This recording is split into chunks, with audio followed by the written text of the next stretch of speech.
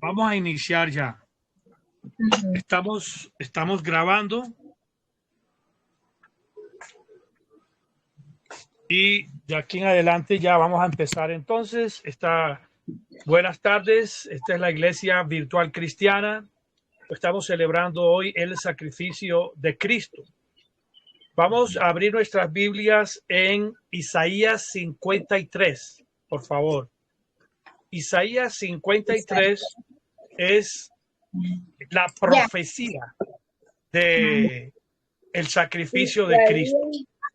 Isaías 53. Todo el capítulo es un capítulo corto, lo vamos a leer todo. Ajá, el sacrificio de la cruz cuando te pareces a Cristo. Bueno, Isaías 53. Empezamos así. ¿Quién ha dado crédito a nuestro mensaje? ¿Y quién se ha revelado?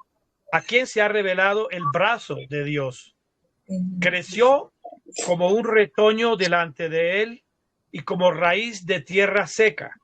No hay apariencia en él ni hermosura como para que le miremos, ni atractivo como para que nos deleitemos en él.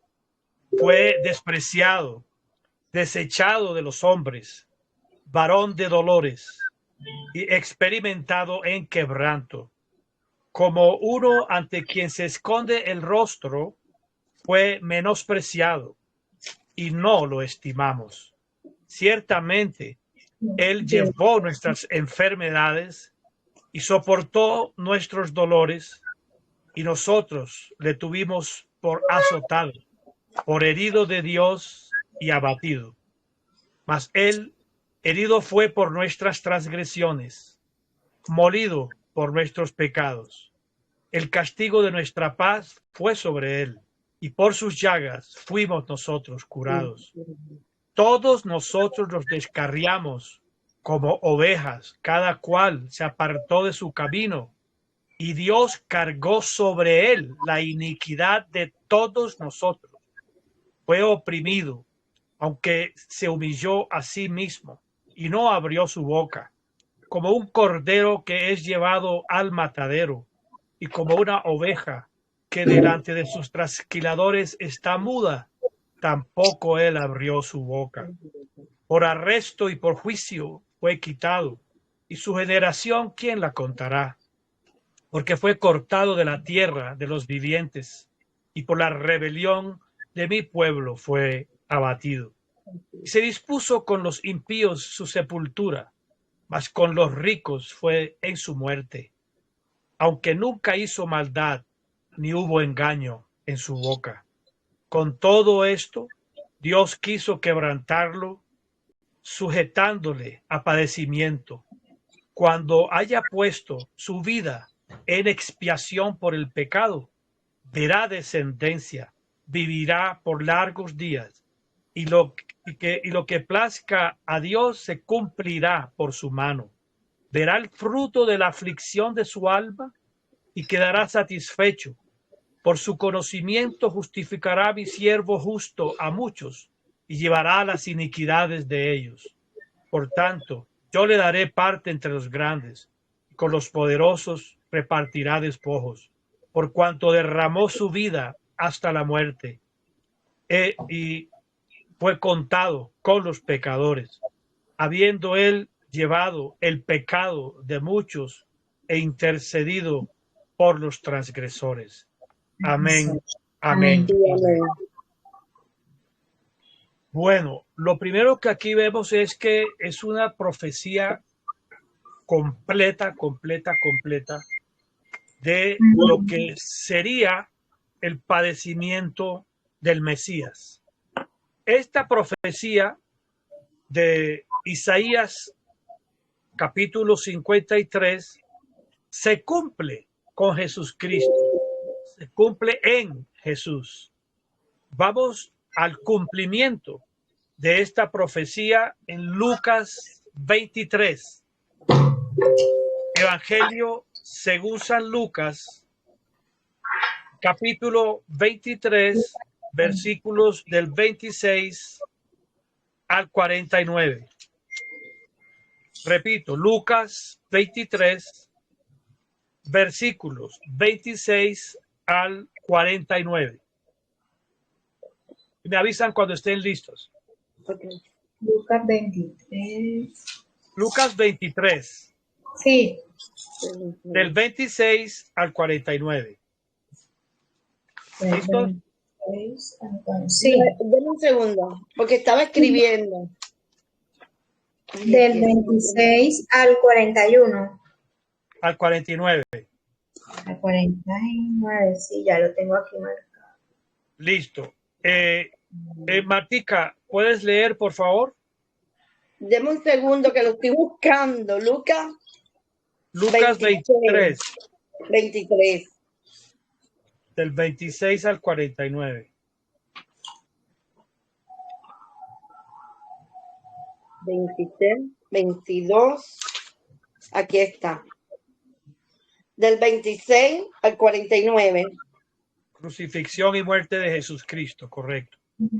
Y llevándole, tomaron a cierto. Déjeme repetir. Y llevándolo, tomaron a cierto Simón de Cirene, que venía del campo, y le pusieron encima la cruz para que lo llevara tras Jesús. Y le seguirían gran multitud de pueblo y de mujeres que lloraban y hacían lamentación para él. Pero Jesús, vuelto hacia ellos, les dijo: hijas de Jerusalén, no lloréis por mí, sino llorad por vosotras mismas, porque por vuestros hijos. Porque aquí vendrán días en que dirán: bienaventuradas las estériles y las vientres que no concibieron, y los pechos que no criaron. Entonces comenzarán a decir a los montes de caer sobre nosotros, y a los callados cubrirnos. Porque si en el árbol verde hacen estas cosas, en el seco, ¿qué no harán? Bueno, sigue, continúa Claudita desde el 32, por favor. Bueno, llevaban también con él a otros dos que eran malhechores para ser muertos. Y cuando llegaron al lugar llamado de la calavera, le crucificaron allí, y a los malhechores, uno a la derecha y otro a la izquierda. Jesús decía: Padre, perdónalos, porque no saben lo que hacen. Y repartieron entre sí sus vestidos, echando suerte. Y el pueblo estaba mirando, y aún los gobernantes se burlaban de él, diciendo a otros salvos: sálvese a sí mismo, si este es el Cristo, el escogido de Dios. Los soldados también le escarnecían, acercándose y presentándole vinagre, y diciendo: si tú eres el rey de los judíos, sálvate a ti mismo. Habían también sobre él un título escrito con letras griegas, latinas y hebreas: este es el rey de los judíos. Listo. Y Continúo yo. Y Ajá. uno de los malhechores que estaban colgados le injuriaba, diciendo: si tú eres el Cristo, sálvate a ti mismo y a nosotros. Respondiendo el otro, le reprendía, diciendo: ¿ni siquiera temes tú a Dios, viendo que estás bajo la misma sentencia de condenación? Nosotros, a la verdad, justamente, porque estamos recibiendo lo que merecieron nuestros hechos, pero este no ha hecho nada impropio.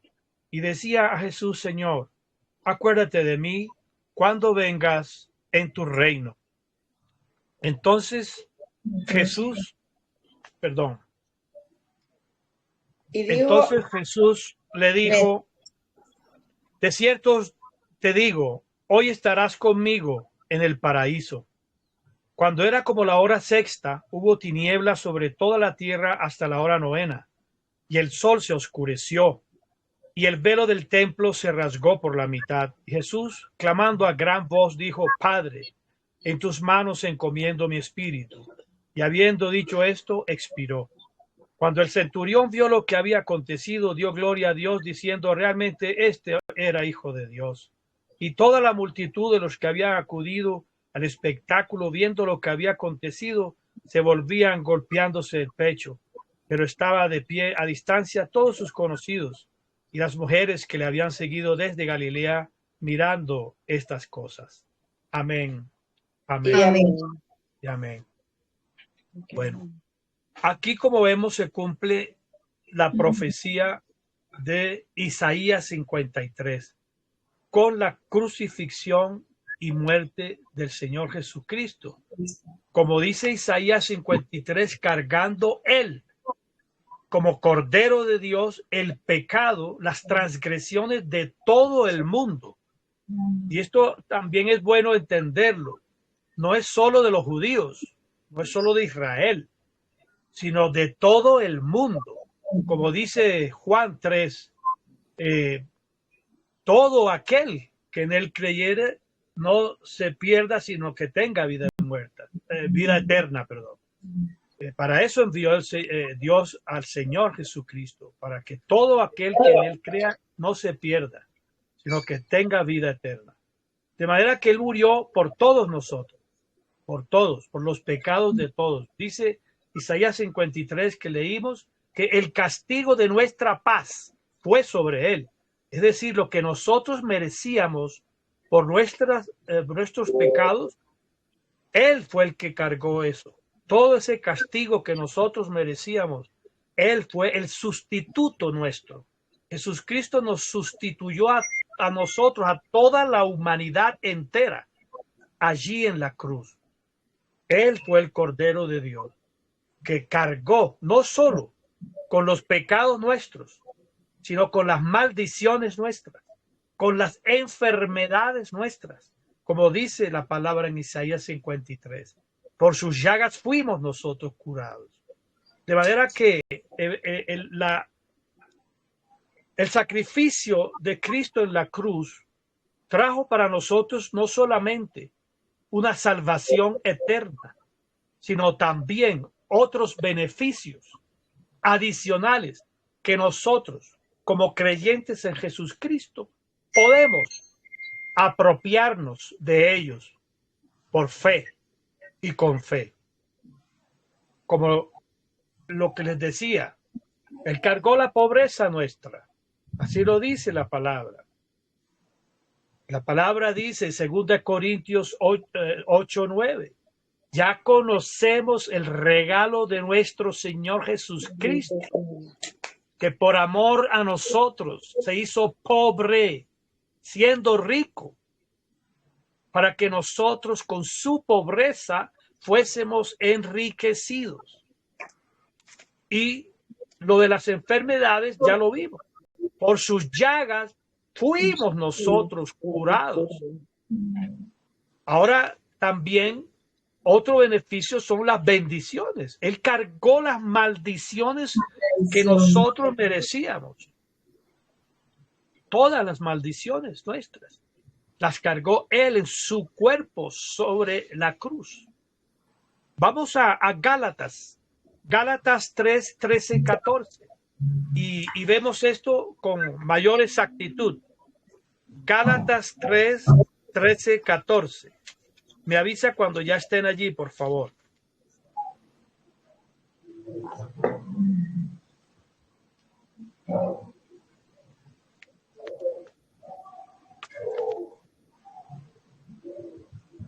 Gálatas 3, 13, 14. Amén.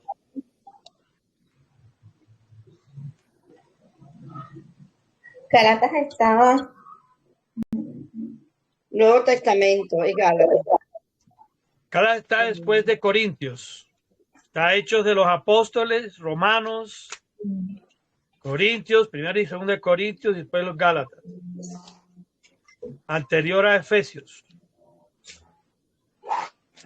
Sí.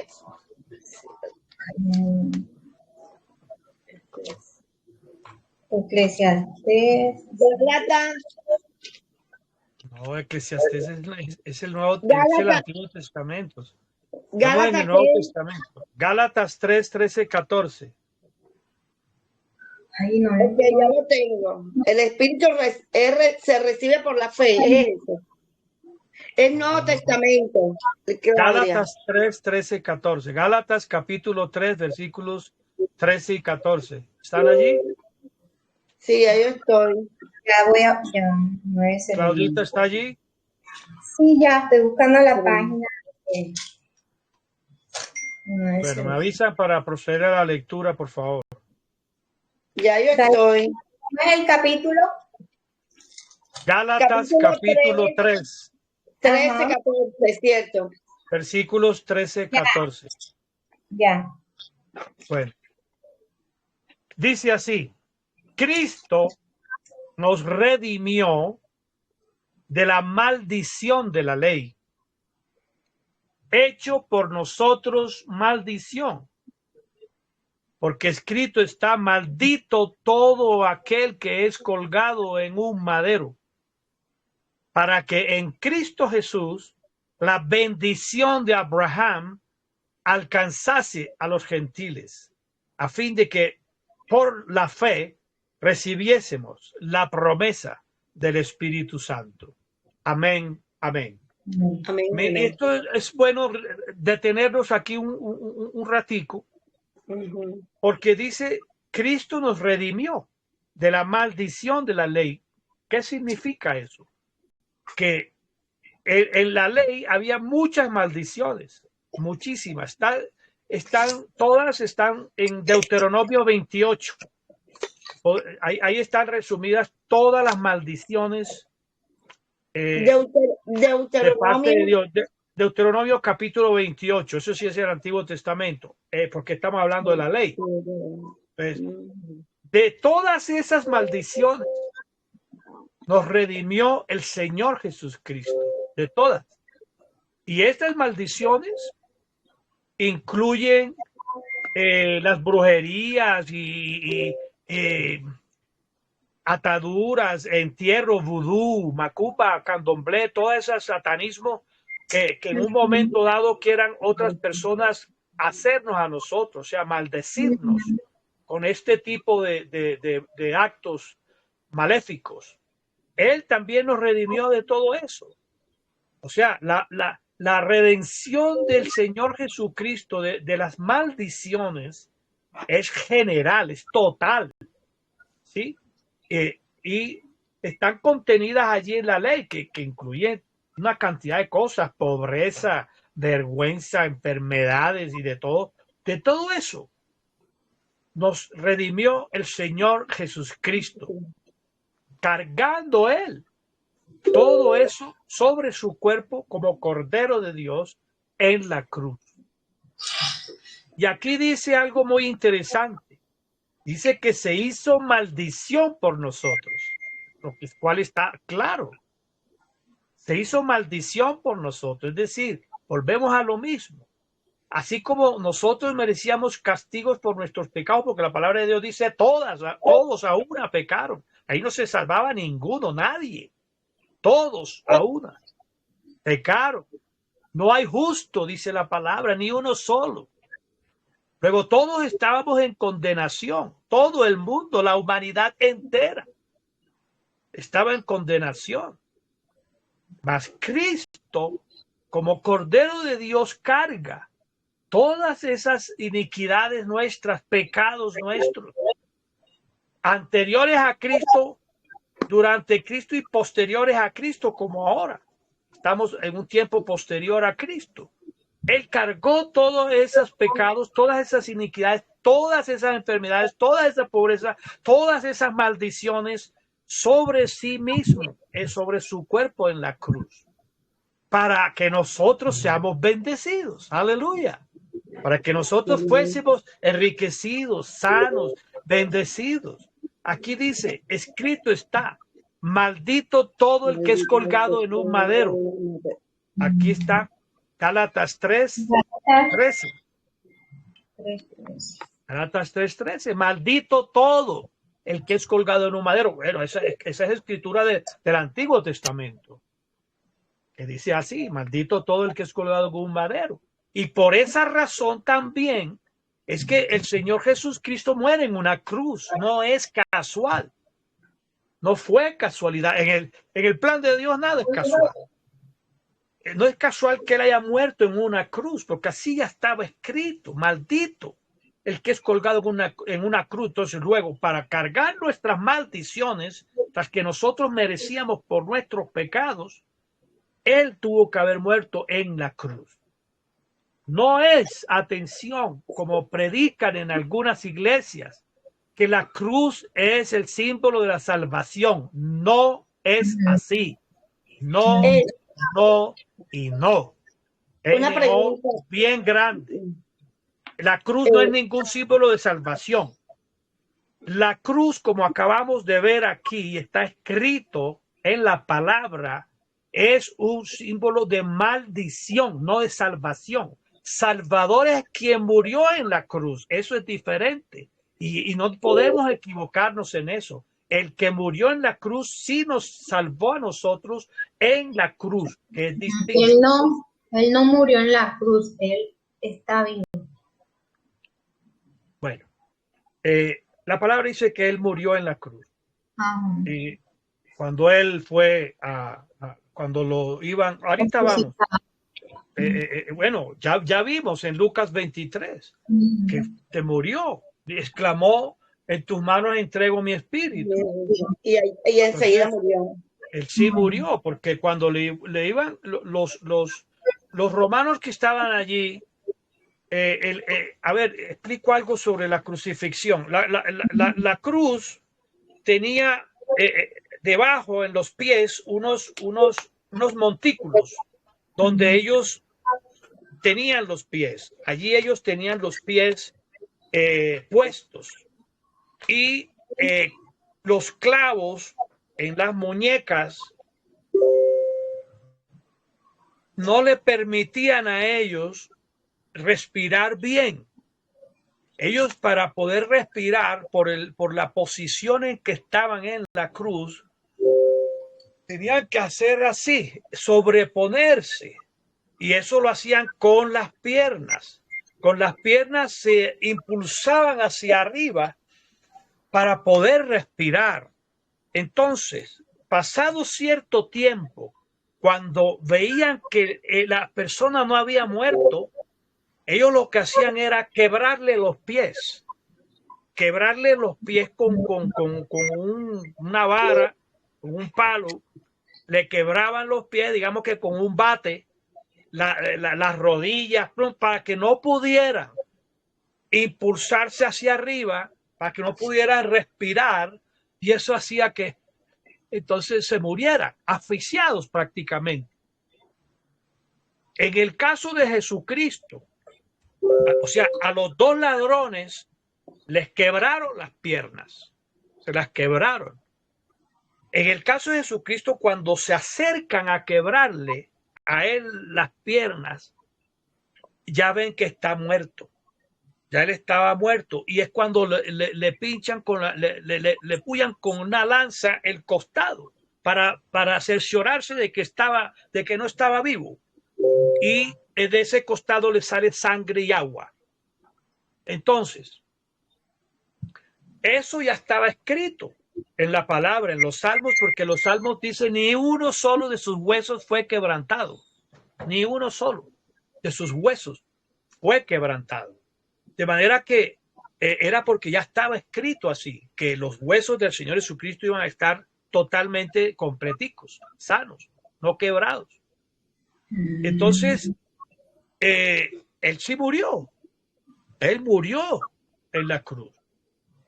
De manera que no podemos caer en esa falsa doctrina que por ahí anda, de que Jesucristo no murió en la cruz, de que lo enterraron y hicieron fue como un show ahí, y que tampoco resucitó. No. Sí, entonces vana sería nuestra fe. Pero bueno, no hablemos de la resurrección porque no hemos llegado allá todavía.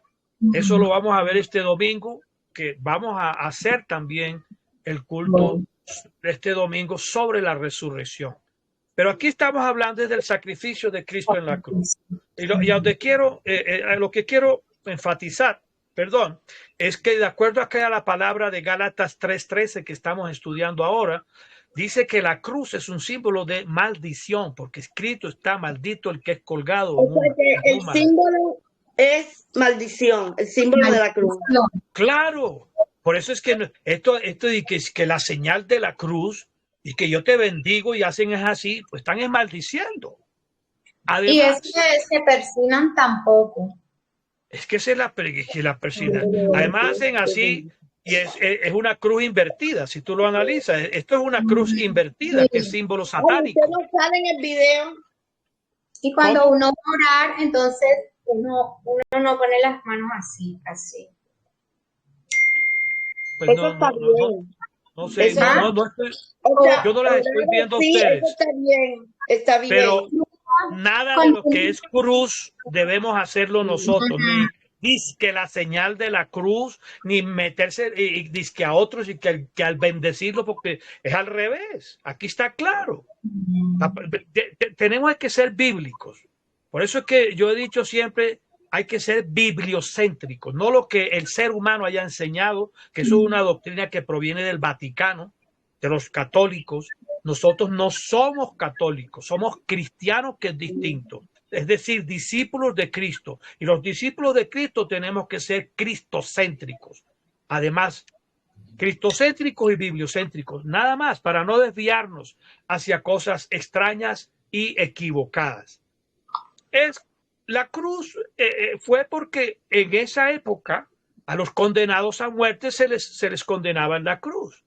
Ya después surgió la guillotina en Francia, la guillotina, después acá en Estados Unidos la cámara la silla eléctrica, en Estados Unidos, y la horca también existía mucho. Entonces es como si nosotros tuviéramos un símbolo de la horca aquí, en el cuello, que la señal de la horca, o un asientico, hay una silla, porque la silla eléctrica, por favor, estos son objetos: silla eléctrica, guillotina, horca, cruz, son objetos en los cuales mueren las personas condenadas a muerte. Nosotros no podemos coger un objeto y hacer un culto al respecto, porque estaríamos desagradando a Dios por un lado, y por otro lado estaríamos poniendo nuestra confianza en una cruz, en un objeto, en una cosa. Porque muchos la llevan para protección, por favor. Exacto. La cruz no protege a nadie, ni ningún objeto protege a nadie. Nuestro protector es Dios. Eso es un amuleto, esa sí es verdad. Y los amuletos no agradan a Dios porque es superstición. Y la palabra de Dios dice que no seamos agoreros, no sean supersticiosos. Entonces, eso quiero que quede bien claro, por favor. Sí, no mire, es un signo de salvación y menos de bendición. Yo nunca he creído en esa a mí la gente me dice, tú eres italiana, no. Yo aprendí desde niña, yo me acuerdo que una maestra, cuando estaba en la universidad, ella, y era psicóloga, o es psicóloga, no sé si está, ella me dijo, nunca crean de que el mal de ojo, eso no existe, me dijo. Eso es sugestión de la mamá sobre el hijo, que si no le pasan el Padre Nuestro y así en la cruz, no se sana. Y yo le voy a decir que yo me acuerdo cuando mis hijos nacieron y yo los llevé a Colombia. Mis hijos jamás se me enfermaron en Colombia porque alguien le echó mal de ojo. Mi hijo Mateo, la última vez que viajé, se enfermó fue por el estómago, tomó como cuando lo estaba bañando, parece que tomó agua. Y usted sabe que en la costa el agua no es buena, más en los pueblos. Y comé, y fue que se me enfermó, pero mi hijo nunca, yo tuve que correr que para que la ramita lo orara. Yo nunca he creído, y yo se los digo aquí a la gente, le digo, dejen de creer en eso, de que si el mal de ojo, que no sé qué. Igual, son supersticiones, agüeros, y la cruz entra dentro de eso. Eso sí no capa la menor duda. Bueno, el versículo 14, continuando con Gálatas 3, 13, 14, el versículo 14 dice que, perdón, siguiendo del 13, dice que Jesucristo se hizo maldición por nosotros, colgado en un madero, en una cruz, para que en Cristo Jesús, dice el versículo 14, para que en Cristo Jesús la bendición de Abraham alcanzase a los gentiles, es decir, a los no judíos, a los no israelitas. Entonces, Jesucristo también, esto hay que tenerlo en cuenta. Perdón, Jesucristo carga sobre la cruz las maldiciones nuestras, pero es para que nosotros, los no judíos, los no israelitas, seamos bendecidos, es decir, que la bendición de Abraham nos alcanzase a todos. ¿Cuál es la bendición de Abraham? Vale la pena preguntarse, ¿cierto? ¿Cuál es la bendición que alcanza aquí a los gentiles, a los que no son judíos? ¿De qué bendición está hablando cuando habla de la bendición de Abraham?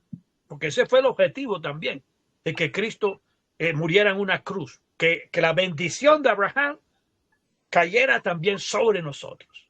Ven, la bendición de Abraham es cuando el Señor Jesús, cuando Dios le dice a Abraham, en tu simiente, la cual es Cristo, en tu simiente serán benditas todas las naciones.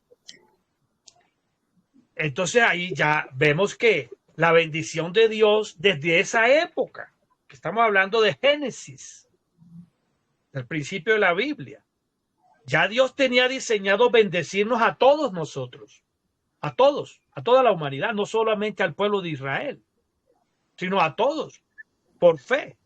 Porque dice aquí luego el versículo 14, para que la bendición de Abraham alcanzase a los gentiles a fin de que por medio de la fe, sí, por medio de creer en que Jesucristo es el verbo de Dios enviado por él, el Mesías, nosotros también recibiésemos la promesa del Espíritu Santo. ¿Cuál es la promesa del Espíritu Santo?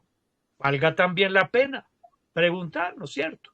¿Cuál es la promesa del Espíritu Santo? La promesa del Espíritu Santo es cuando Dios en el Antiguo Testamento dice, yo habitaré entre ustedes, yo habitaré entre ustedes, dice Dios, y ustedes serán mi pueblo y yo seré vuestro Dios. Aleluya.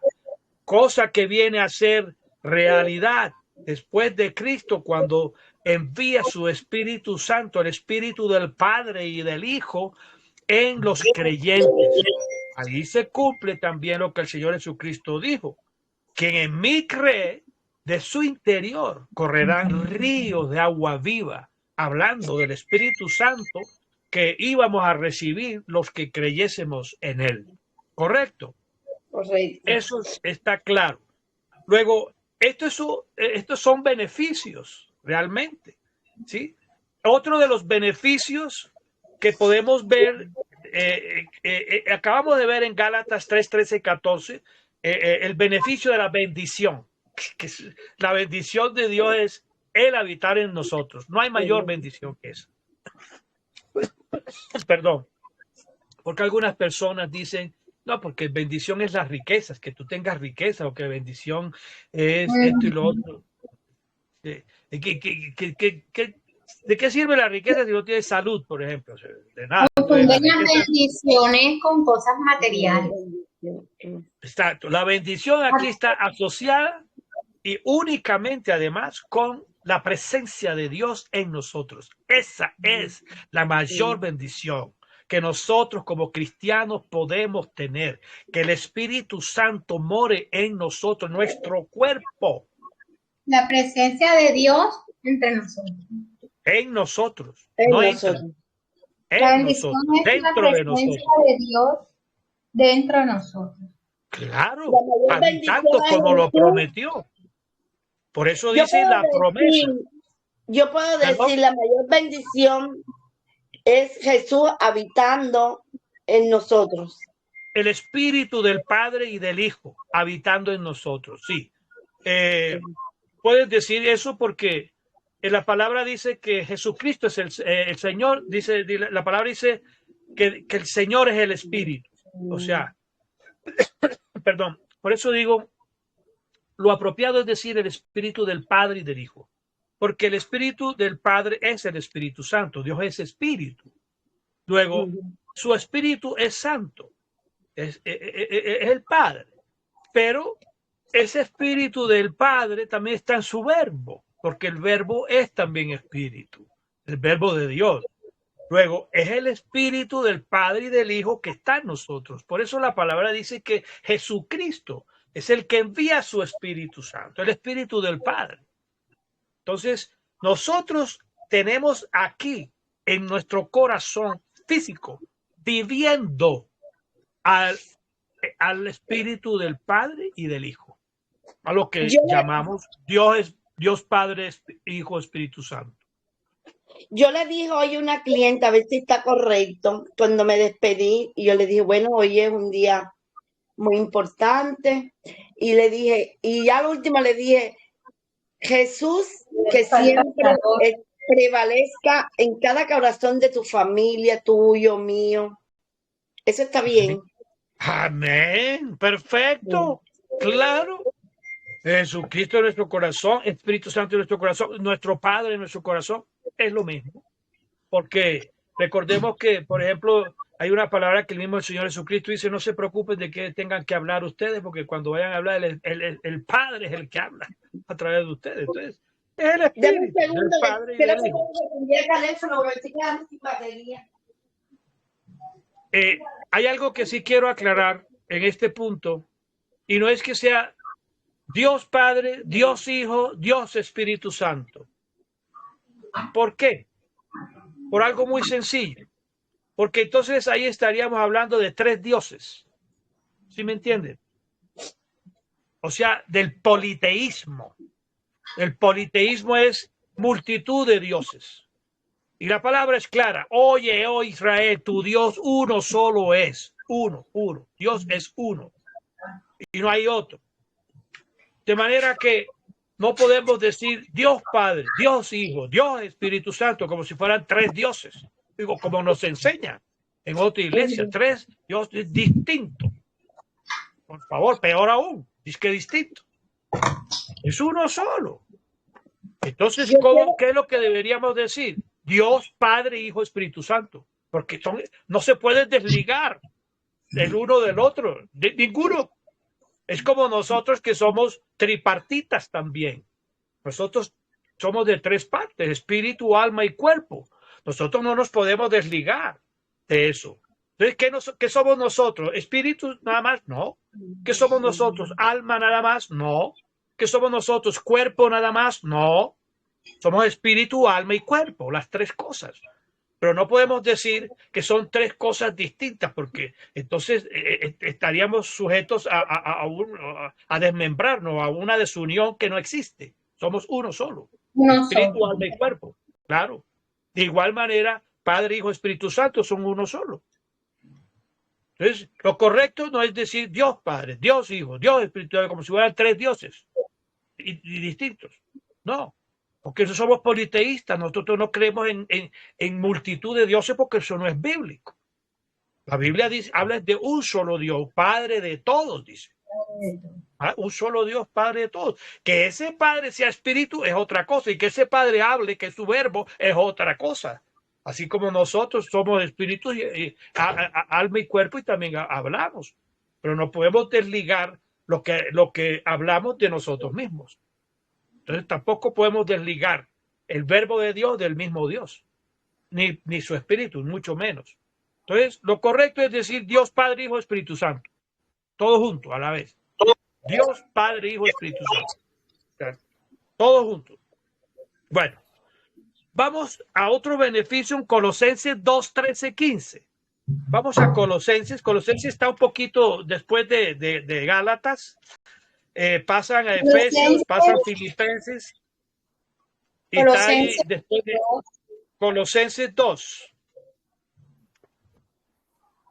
Colosenses capítulo 2, versículos del 13 al 15. Es otro de los beneficios que es interesantísimo de el sacrificio de Cristo en la cruz. Colosenses, ¿qué número? Colosenses capítulo 2, versículos 13 al 15. ¿Están allí? No. Si están, me dicen amén. Amén. Listo. Bueno. Yo Y no. dice así. Perdón. No estaba, porque es que me estaba quedando sin batería y tuve que cambiar el teléfono. Decía que Colosenses está después de Gálatas. Después de Gálatas sigue Gálatas, después sigue Efesios, sigue Filipenses y Colosenses. Después de Efesios viene Filipenses y viene Gálatas. Perdón.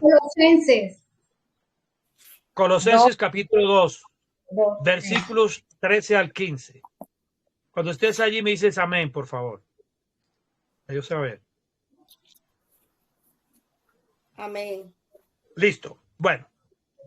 Dice así, y vosotros, o sea, nosotros, y vosotros estando muertos en pecados y en la incircuncisión de vuestra carne, os dio vida juntamente con él, tras habernos concedido el perdón de todos los delitos, cancelando, anulando el acta de los decretos que había contra nosotros, que nos era contraria, quitándola de en medio nuestro y clavándola en la cruz. Aleluya. Despojando a los principados y potestades, los exhibió públicamente, triunfando sobre ellos en la cruz. Gloria a Dios. Gloria a Dios, gloria a Dios, gloria a Dios, porque aquí está el triunfo de Jesucristo en la cruz. Entonces, si analizamos esto bien, tenemos en el versículo 13, que dice claramente que estábamos muertos en nuestros delitos y pecados. ¿Por qué? Porque la paga del pecado es la muerte, así dice la palabra. La paga del pecado es la muerte, pero la palabra también dice, pero hay vida eterna en Jesucristo. El regalo de Dios es vida eterna en Jesucristo. De manera que el Señor Jesucristo dice aquí, nos dio vida juntamente con Él, que es la vida. Por eso la muerte no pudo sobre Él y por eso resucitó, que veremos eso el domingo. El hecho es que también nos dio su propia vida. Es otro de los beneficios. Su propia vida. Y la palabra de Dios dice que fue el Espíritu Santo quien resucitó a Jesucristo. O sea, eso lo veremos más adelante. Bueno, 14 dice, el 14 y el 15, que es a donde quiero ir y que nos centremos bien. Dice que Dios, a través del Señor Jesucristo, anuló el acta de los decretos que había contra nosotros. Anulado quiere decir que ya no está vigente, que no existe, que quedó sin vigencia, ¿cierto? Y ese documento, esa acta de esos decretos, precisamente cuáles eran esos decretos que había contra nosotros, que nos eran contrarios. ¿Cuáles? Pues los que vimos, las maldiciones, todas esas maldiciones que vimos en Gálatas y que están en Deuteronomio 28, todos esos decretos de maldiciones fueron anulados por Dios, anulados a través del Señor Jesucristo. Y dice aquí que los anuló, ¿cómo? Quitándolos de medio nuestro. Dice, quitándolo de nosotros y clavándolo en la cruz. Allí en esa cruz quedaron clavados todos los decretos de maldiciones, de enfermedades, de pobreza, de pecado, de muerte, de infierno. Todos los decretos de maldiciones fueron anulados, quitándolos de nosotros y clavándolos en la cruz. Por eso el versículo Después 15 dice, despojando a los principados y potestades. ¿Qué es la palabra despojar? Despojar quiere decir quitar por la fuerza. Yo despojo, cuando yo despojo a alguien, es que se lo arrebato, lo quito por la fuerza. El Señor Jesucristo, por su fuerza todopoderosa, así despojó, quitó a los principados y potestades, dice aquí, pero nosotros sabemos que los demonios, según Efesios 6:12, son no solamente principados y potestades, sino también gobernadores de tinieblas y huestes de maldad. Pues también esos están incluidos aquí, porque cuando habla de que quitó de nosotros, despojó de nosotros, los quitó a todos los principados y potestades, es decir, a todos los demonios que se habían enseñoreado sobre nosotros por el pecado.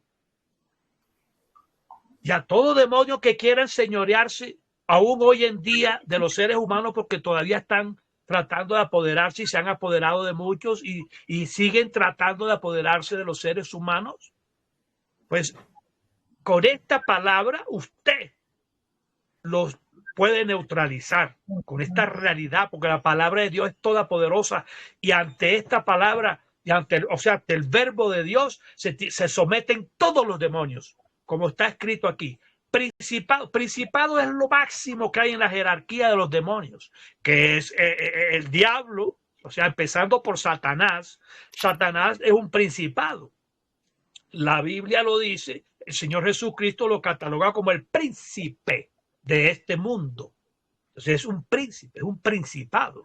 De igual manera, la Biblia, por ejemplo, habla de Belcebú.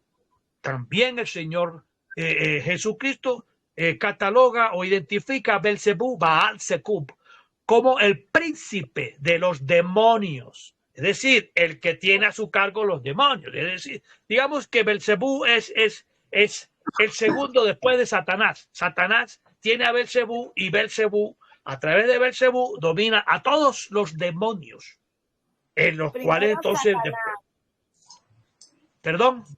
Primero Satanás, segundo Belcebú. Sí, es el principal, el demonio principal. Perdón.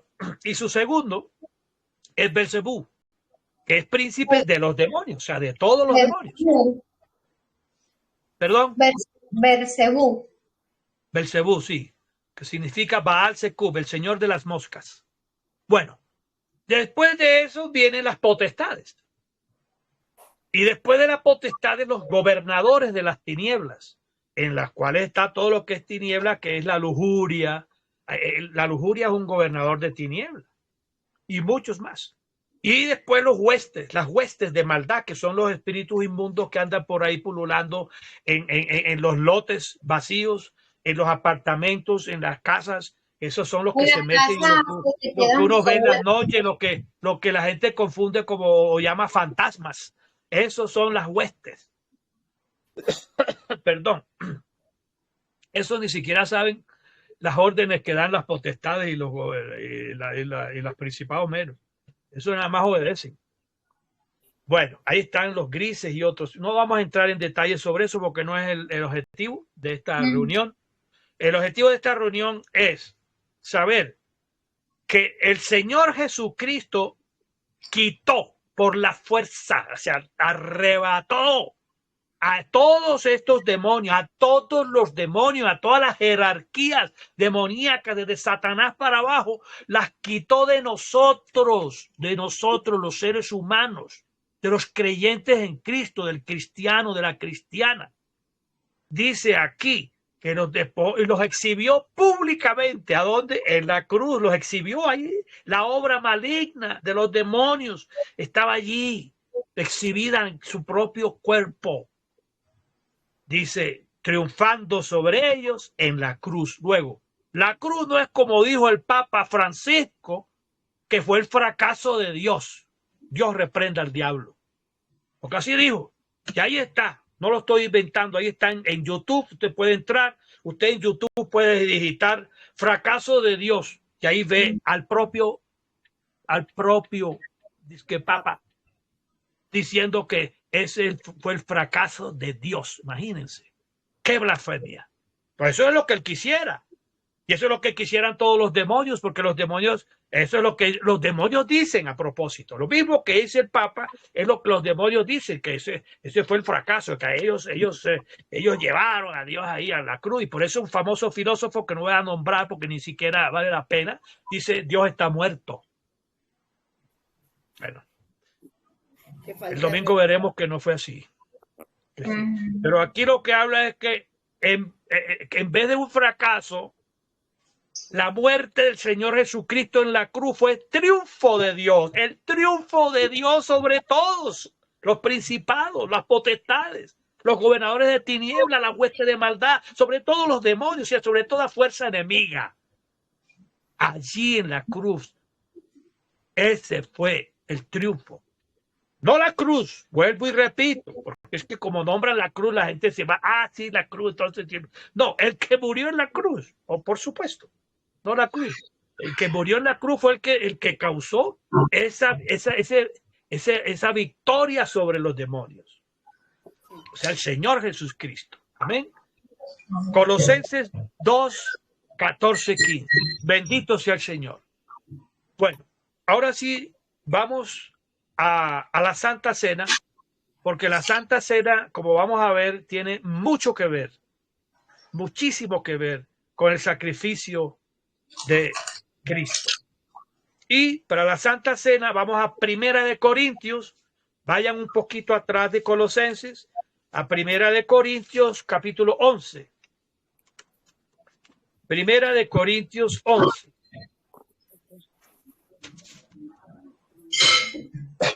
Perdón. Primera de Corintios 11. Y vamos a empezar. Yo voy a coger esta otra Biblia, de otro manual. Vamos a empezar con el versículo 27, del 27 al 32. Repito, Primera de Corintios 11, del 27 al 32. Cuando estén allí, me avisan, me dicen amén. Amén. Listo. Bueno, entonces vamos a empezar con tomando la cena indignamente. ¿Para qué vamos a empezar con esto? Pues para que veamos lo santo que es la celebración de la Santa Cena, lo cuidadoso que hay que ser para participar de la Santa Cena. Ahora vamos a ver. Dice así, bueno, voy a leer este también.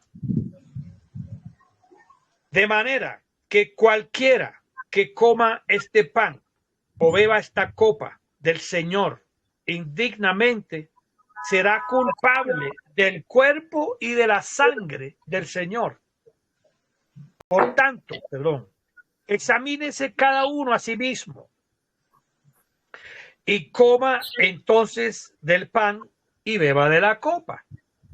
Porque el que come y bebe indignamente, sin discernir el cuerpo del Señor, juicio come y bebe para sí. Por lo cual hay muchos enfermos y debilitados entre vosotros, y bastantes duermen. Muchos duermen.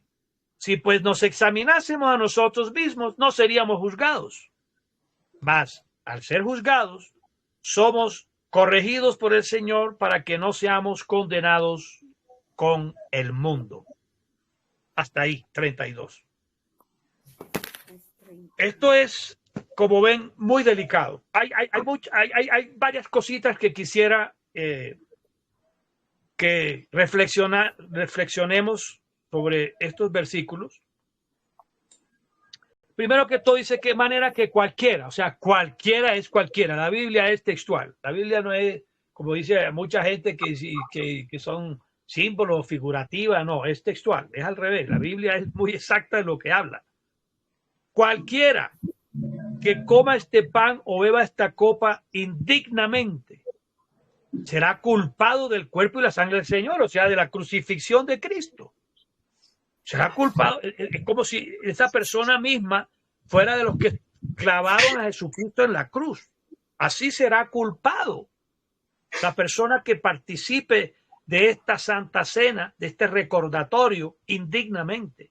Ahora, ¿qué es indignamente? Entonces aquí por eso dice, por tanto, pruébese cada uno a sí mismo. Dignamente es estando en pecado, estando en pecado. Si usted sabe que usted está cometiendo un pecado, entonces usted tiene que probarse a sí mismo. ¿Qué es probarse a sí mismo? Eso, meditar, ¿qué es lo que yo estoy haciendo? Hombre, yo estoy haciendo esto, lo otro, porque al probarse a sí mismo, entonces dice, así puedes ir comer del pan y beber de la copa. Perdón, o sea, reconociendo el pecado, como dice la palabra, en primera de Juan 1:9. Si confiesas tus pecados, Él es fiel y justo para perdonar tus pecados y limpiarte de toda maldad por la sangre del Cordero. Versículo 7. Bueno, entonces dice, el que come y bebe indignamente sin discernir el cuerpo del Señor, juicio come y bebe para sí. Y dice que por esta causa hay muchos enfermos, o sea que imagínense, si usted está comiendo de este pan y bebiendo de esta copa sin haber confesado sus pecados, sin haberse arrepentido, para poder así participar dignamente del cuerpo y de la sangre de Cristo, no como condenado, como siendo quien los clavó, sino siendo salvos por él, entonces uno ya no va a estar enfermo, sino al contrario, sano.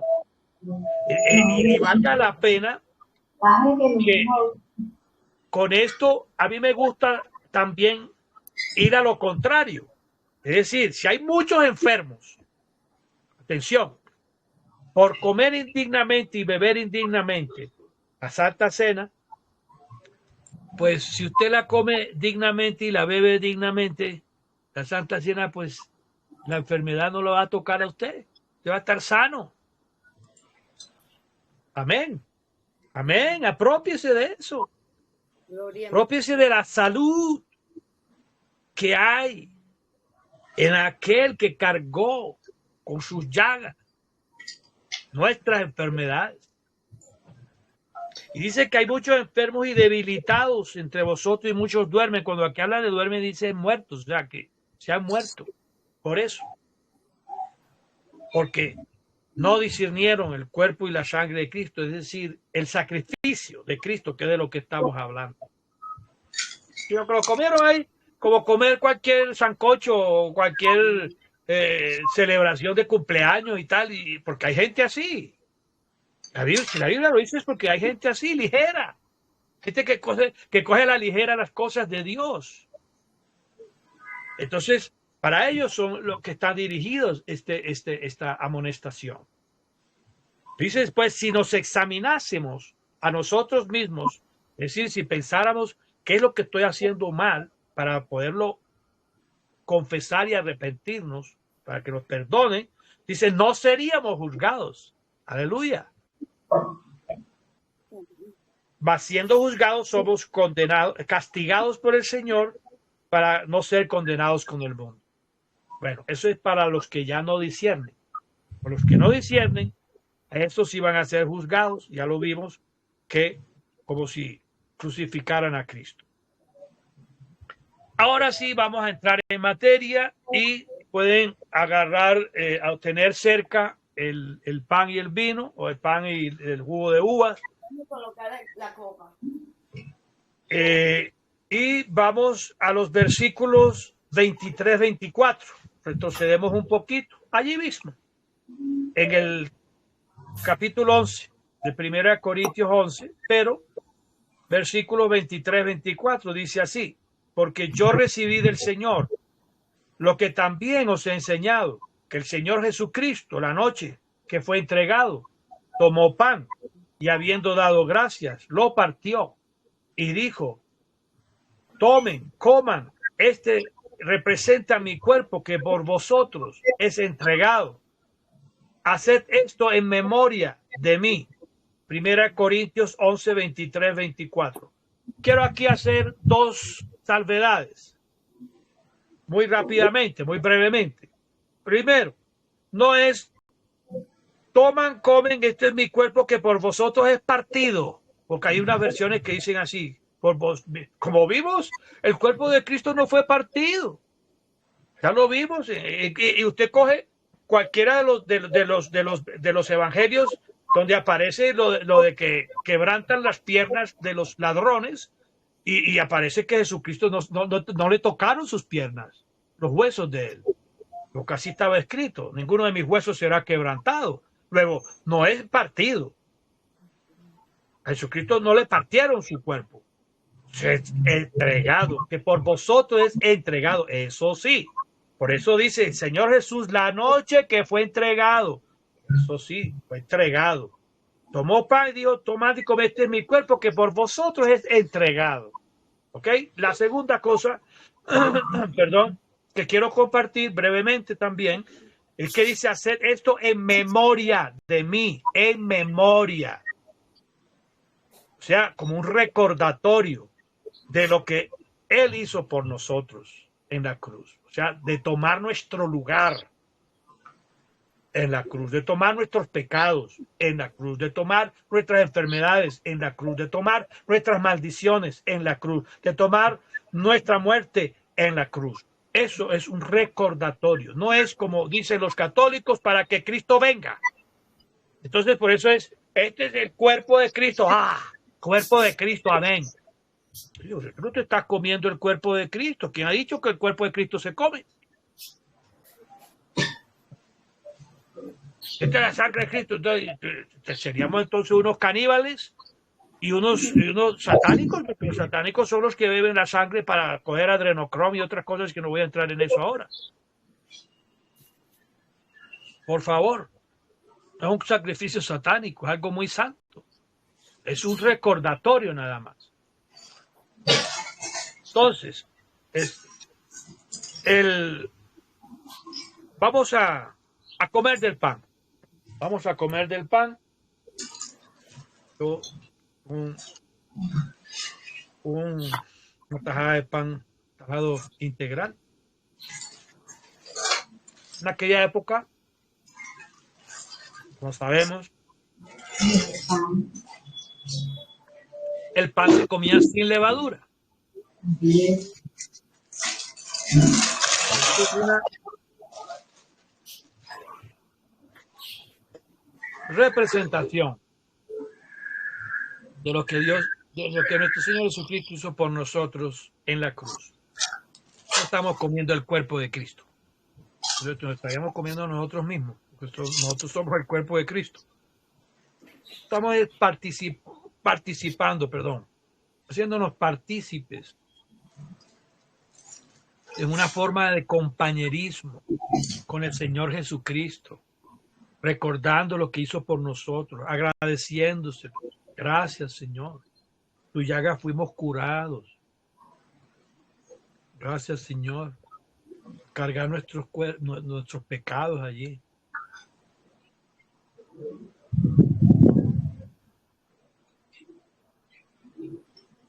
Y esta celebración, a propósito, hacían los apóstoles todos los días. Era algo común, que después de la enseñanza de la palabra, compartieran el pan. Dice la palabra que el vino, pero en el caso entre nosotros, pues el jugo de uva. Bueno, continuamos con los versículos 25 y 26, que dice así: asimismo, tomó también la copa después de haber cenado, diciendo, esta copa es el nuevo pacto en mi sangre. Haced esto todas las veces que la bebiereis en memoria de mí. Dejémoslo ahí por el momento. Haced esto todas las veces que lo bebiereis, volvemos a lo mismo, en memoria de mí. No para que yo me meta en el vino, como dicen en la Iglesia Católica, le llaman la transubstanciación. Ellos dicen que es la sangre de Cristo, Cristo derramada. No es así. Dice esto en memoria de mí, no para que Cristo venga. Cristo va a venir es cuando venga a juzgar vivos y muertos, pero no en cada celebración. Imagínense. Además, Cristo vive entre nosotros, como dijimos, en nuestros corazones. Pero bueno, El hecho es que dice este nuevo pacto, este es el nuevo pacto, y aquí quiero centrarme un momentico, porque aquí lo que quiere decir con nuevo pacto es la nueva ley, el Nuevo Testamento. Esta nueva ley, este nuevo pacto, este Nuevo Testamento se hace vigente por medio de la sangre de Cristo. Así se hace vigente. Bueno. Y luego añade, así pues, todas las veces que comiereis este pan y bebiereis esta copa, la muerte del Señor anunciáis hasta que Él venga. Vamos a beber ahora de la copa, dando gracias a Dios, porque su sangre nos limpia de todo pecado y de toda maldad. Amén y amén. Y amén, y amén. Gracias, Cristo.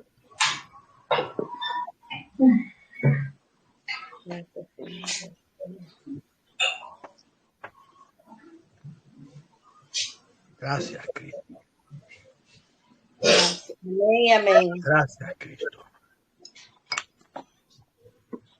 Y nos vamos a despedir ya con la última parte que quiero enfatizar. Dice, todas las veces que bebiere y comiere este pan y bebiere esta copa, la muerte del Señor anunciáis hasta que Él venga.